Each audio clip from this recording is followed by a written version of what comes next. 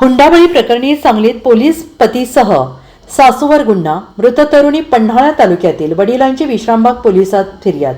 लग्नात ऐपतीप्रमाणे मानपान केल्या नसल्याच्या कारणासह चारित्र्याचा संशय घेऊन पत्नीचा छळ करून तिला आत्महत्येस प्रवृत्त केल्याचा प्रकार घडलाय आणि याबाबत पोलीस शिपाई स्वप्नील सुनील कोलप आणि त्याची आई सुनीता सुनील कोलप राहणार गव्हर्नमेंट कॉलनी वांडलेसवाडी या दोघांवर हुंडाबळीचा गुन्हा दाखल करण्यात आला आहे.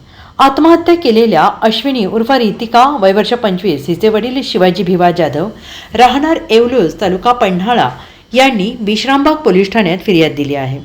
पोलिसांनी दिलेली माहिती अशी की सध्या पोलीस मुख्यालयात नेमणुकीस आलेला पोलीस शिपाई स्वप्नील कोलप याचा अश्विनी उर्फ रितिका हिच्याशी विवाह झाला होता.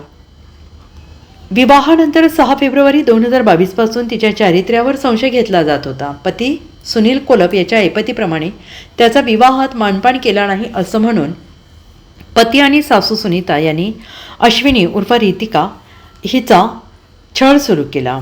गेले काही दिवस तिचा छळ सुरू होता. पत्नी आणि सासूच्या छळाने तिचे जगणे असह्य झाले होते.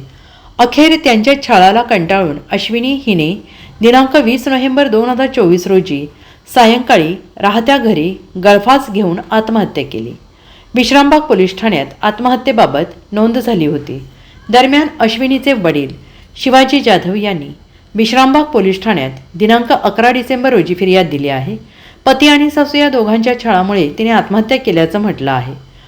त्यानुसार दोघांविरोधात गुन्हा दाखल करण्यात आला आहे. दोघांना अद्याप अटक करण्यात आली नाही. विश्रामबाग पोलीस तपास करत आहेत. Bureau report SBN Marathi, Vishrambag.